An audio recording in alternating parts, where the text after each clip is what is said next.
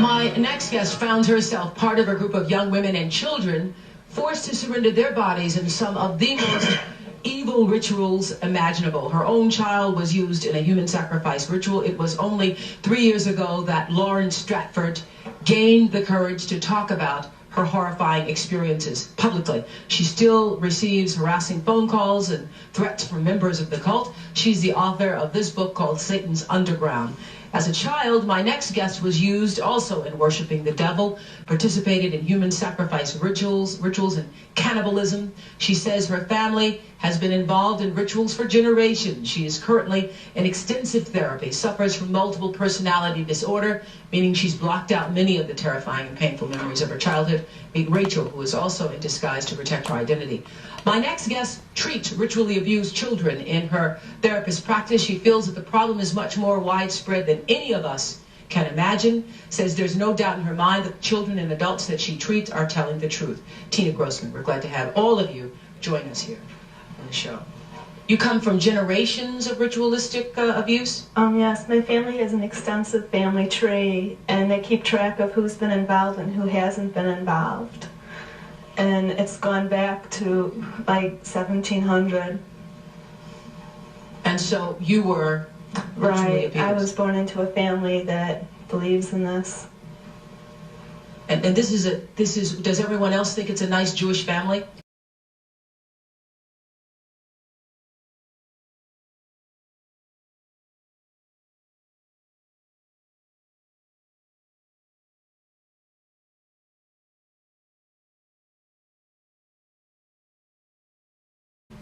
From the outside, you appear to be a nice Jewish girl. Definitely. And you all are worshiping the devil inside the home? Right.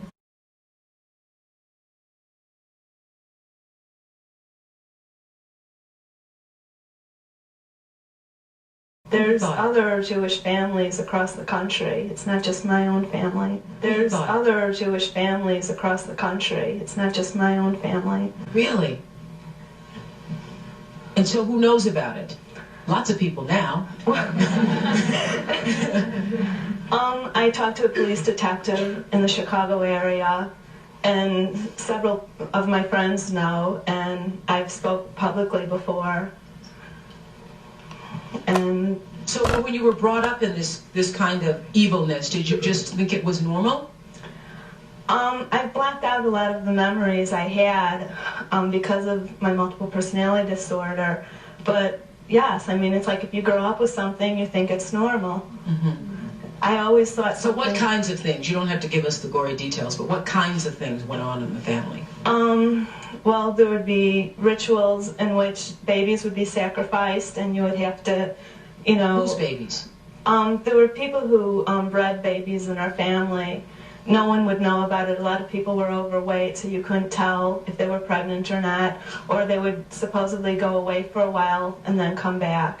Now, you were telling us earlier that this was that the practice with the Kilroy death was a religion called Palamayombe, which not all people who practice Palamayombe obviously sacrifice. I think what we're looking at is a worship of evil here. Right. Taking normal or standard religions and converting them to the worship of evil. Right. And I just want to emphasize that you don't have to be Caribbean to do it. No. Yes. The other thing I want to point out, not all Jewish people sacrifice babies. I mean, no. That's not a very typical thing. I just want to point that out.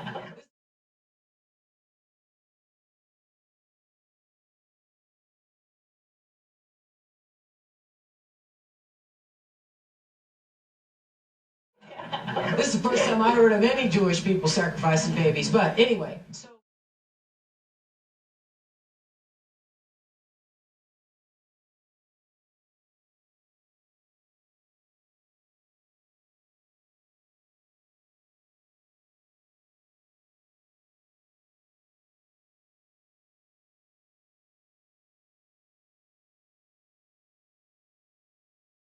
anyway, so you witnessed the sacrifice. Right. When I was very young, I was forced to participate in that, in which I had to sacrifice an infant. And the purpose of sacrifice is to what? Is to bring you what? What are you sacrificing for? For power. Uh-huh. Power. For power. Uh-huh.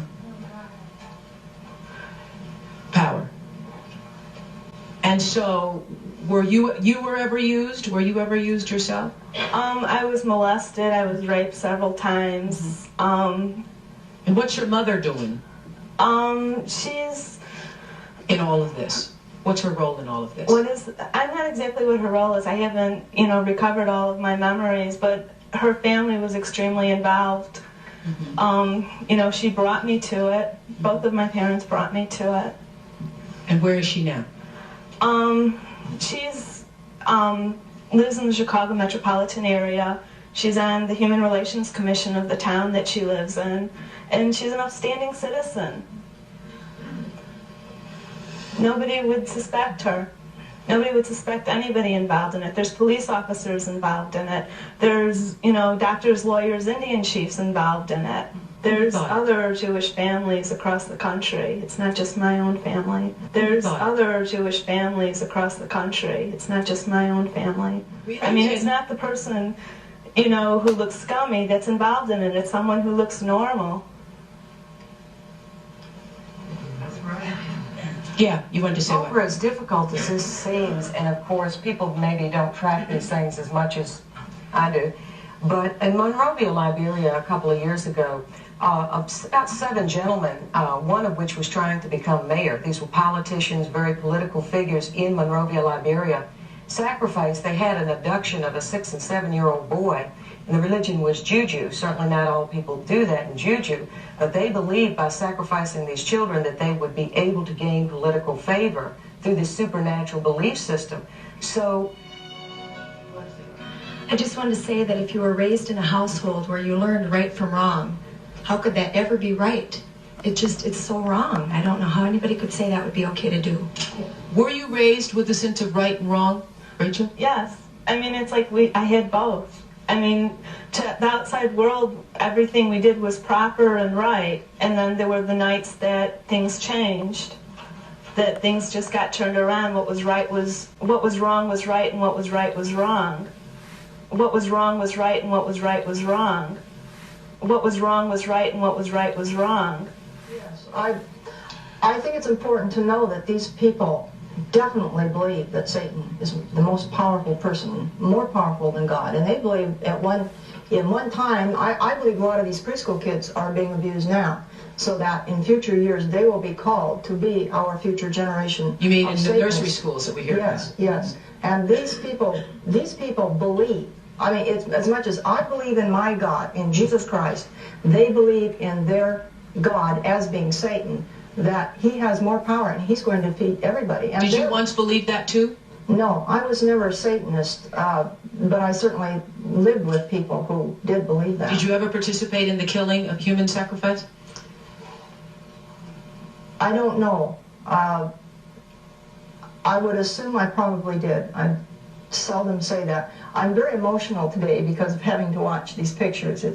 I have never broken down on a show before, but today I'm on the verge of it because I was on a radio program the other day and I got so upset because I said, what's the magic number where do we have to uncover 500 bodies or 1,000 bodies before we believe it? Does it have to be in Arizona or does it have to be in New York? When will the country finally, it's in Mexico, so now it doesn't happen in the United States, but I saw it, she saw it, people across the country. I get letters from parents who have seen it. I don't know where my son is.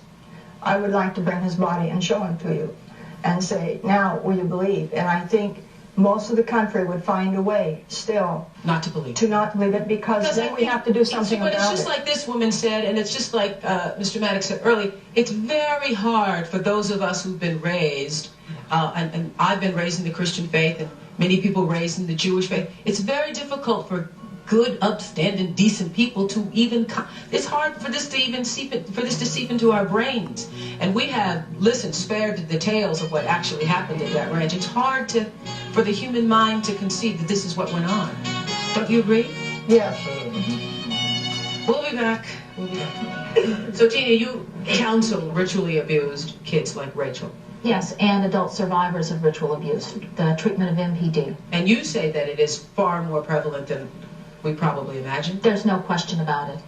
See, because I know a lot of people are shaking their head here, and I'm sure that when you go, go back home, I mean, everyone's going to try to make you look like you're crazy. Oh, definitely. Absolutely. They do that all the time. It's very difficult to believe. So how is it that you come to believe these people, Tina? Well, I've treated over 40 survivors of ritual abuse, adult patients with multiple personality disorder, and from many states in this country, as well as Canada. What we've seen and heard and gone through in the abreactions, which is the remembered experiences of that, we are hearing the identical same things from these adults. Okay, these are not children that are 3 years old, and you can, as an adult, perhaps rationalize that this is fantasy material. These adults are saying things, they have never met each other before. They are describing identical rituals. These adults are saying things, they have never met each other before. They are describing identical rituals, just the same as, since I'm Jewish, you could go to New York or California and describe a Seder in one state or another, and as a Jew you would recognize it. This is the belief system in evil and the power that evil gives you, and as a Jew you would recognize it. This is the belief system in evil and the power that evil gives you. And so it has these certain rituals. So they are very similar with all of the survivors. See, but I am very surprised because the Jewish faith is the Jewish faith, and worshiping the devil is not a part of the Jewish faith. But the primitive Jewish people do not worship the devil. But before there was Christ, and before there was a system of one God, there was paganism, and still exists in the world, in many cultures, you still find the belief that there is strength and power in the actual consumption of human flesh. You still find the belief that there is strength and power in the actual consumption of human flesh. Now, in your family, did you all call it worshiping the devil, No, Rachel? Or I don't know. It was just evil, these things you did. Right. Well, I said it was evil, and they said it was good. There was a book that I had just come across called Lola's Cave, which is a book of Jewish mysticism and supernatural. And there's a lot in that book that relates to what I, endured when I was a child. I want to stop right here, though, because you know how people build prejudices, just like you said about the Caribbeans.